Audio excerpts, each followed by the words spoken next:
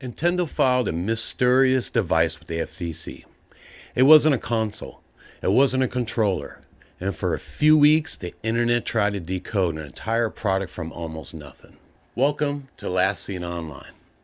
This is a storytelling channel exploring true stories from the strange corners of the internet, where small digital breadcrumbs can trigger massive waves of speculation. Today's story starts with a regulatory filing, a model number, a company famous for saying almost nothing until it absolutely has to. In September of 2024, reporting on the strange Nintendo FCC filing kicked off a miniature internet discovery story. Because the device labeled CLO-001 clearly wasn't the thing anybody was expecting. Could it be a Switch successor? Instead, it looked like something weirder, smaller, and much harder to classify. Let's get into it. Part of what made this story catch fire so quickly was Nintendo itself.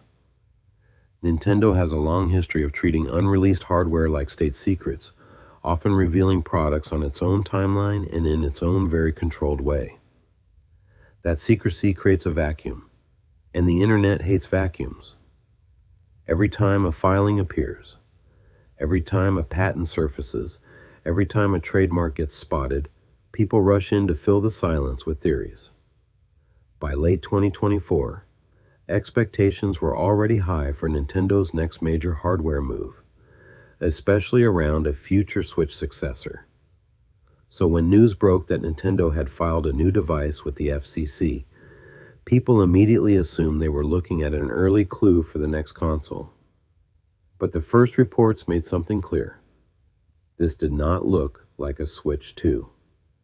The device was not categorized the way a console would normally be categorized, and its technical details pointed in a completely different direction. To understand why this became such an internet obsession, you have to understand how FCC sleuthing works. In the United States, products that use wireless communication often need regulatory approval, and those filings can reveal clues long before the company officially announces the device. Not a full reveal, usually, more like fragments, a model number, a rough classification, radio types, power source, test diagrams, sometimes dimensions, sometimes antenna placement. The fun and the madness comes from trying to reverse engineer a product from those scraps. It's the digital equivalent of finding tire tracks in the mud and trying to determine the exact car, driver, and destination. In this case, the filing identified Nintendo's device as CLO-001, and multiple reports highlighted that it was listed as a general wireless device, rather than a game console or controller. That distinction alone was enough to send people into theory mode. Once people started reading the filing details, the weirdness only grew. Reporting on the device noted several unusual facts. It appeared to use USB-C power, seemed to function only while plugged in, had 2.4 GHz Wi-Fi, lacked Bluetooth, and also lacked 5 GHz or 6 GHz Wi-Fi.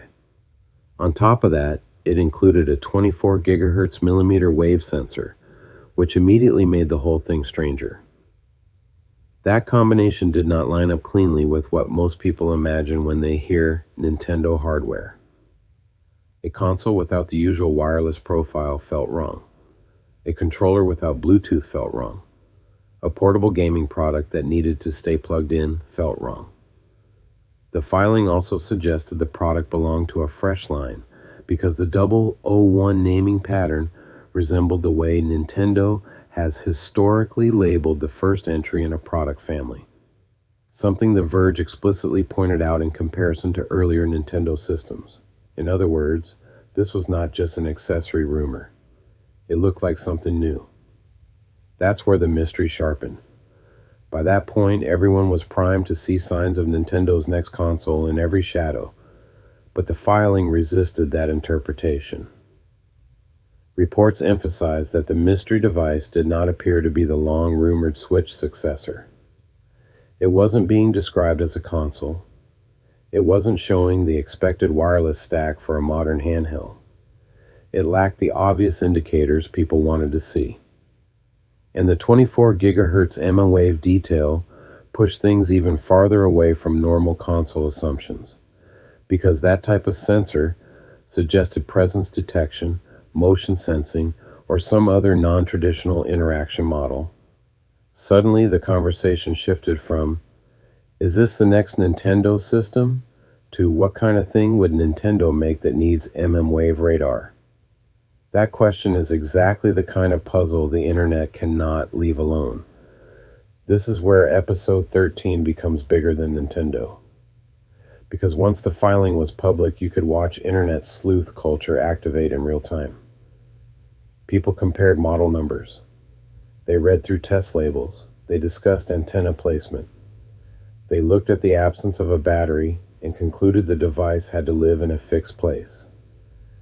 They noted the use of USB-C and wondered whether it connected to another system or simply used standard power.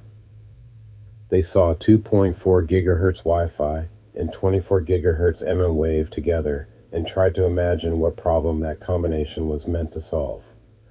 Reddit threads, gaming forums, and tech sites all played their role in the same collaborative ritual. Gather crumbs, eliminate the obvious, and then build increasingly strange possibilities. Some of that work is disciplined, some of it is internet theater. But it all comes from the same impulse, the same refusal to leave a blank space empty. And the theories got weird fast. Because once people ruled out a normal console, they started reaching for everything else. Some thought the device might be tied to augmented reality. Others speculated it could be some kind of sleep tracker, motion-aware accessory, smart home device, theme park hardware, or an experimental Nintendo side product in the tradition of the company's stranger historical bets. The wave sensor became the center of gravity for most of these theories, because it sounded futuristic enough to support almost any narrative. If you only know one thing about a mystery box, and that thing is, it includes radar, your imagination does the rest. That's how online speculation works. The less confirmed information there is, the more emotionally satisfying the theories become. The device became less a product and more a mirror for what people thought Nintendo might be weird enough to try. Then Nintendo did what Nintendo does. It revealed something unexpected. Alarmo, a motion-controlled alarm clock. The Verge reported that the newly announced device used a 24 gigahertz wave sensor and 2.4 gigahertz Wi-Fi, matching the exact clue combination that had made the earlier FCC filing so mysterious. Alarmo was priced at $99.99 at launch and designed around Nintendo game sounds, sleep-adjacent routines, and motion-based interactions like snoozing or stopping the alarm through movement. In hindsight, the filing made sense, but only in hindsight.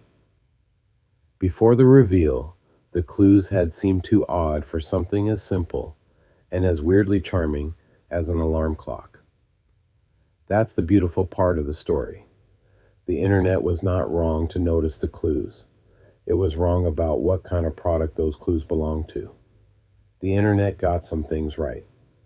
People correctly noticed that the filing pointed to a product outside the usual console/controller framework.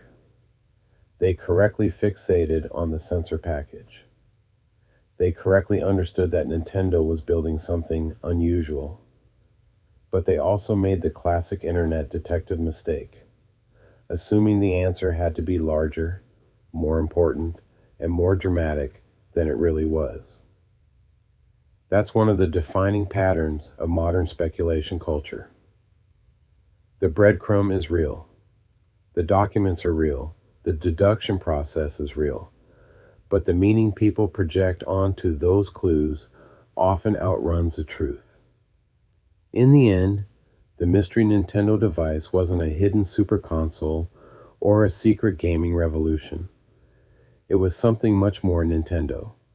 Playful, eccentric, and a little difficult to explain to anyone who expected a normal product strategy. The mystery wasn't just the device, it was the gap between what the clues actually said and what the internet needed them to mean. Before you go, I want to hear your take. When the FCC's filing first appeared, what would you have guessed this device was? Did Nintendo's final reveal make perfect sense to you? Or did it still feel completely out left field? Leave your thoughts in the comments. I read them all, and they help shape where this series goes next. If you enjoyed this episode, drop a like on the video. It helps more people find Last Seen Online. And if you like exploring strange corners of the internet like me, subscribe so you don't miss the next story. I'll see you in the next one.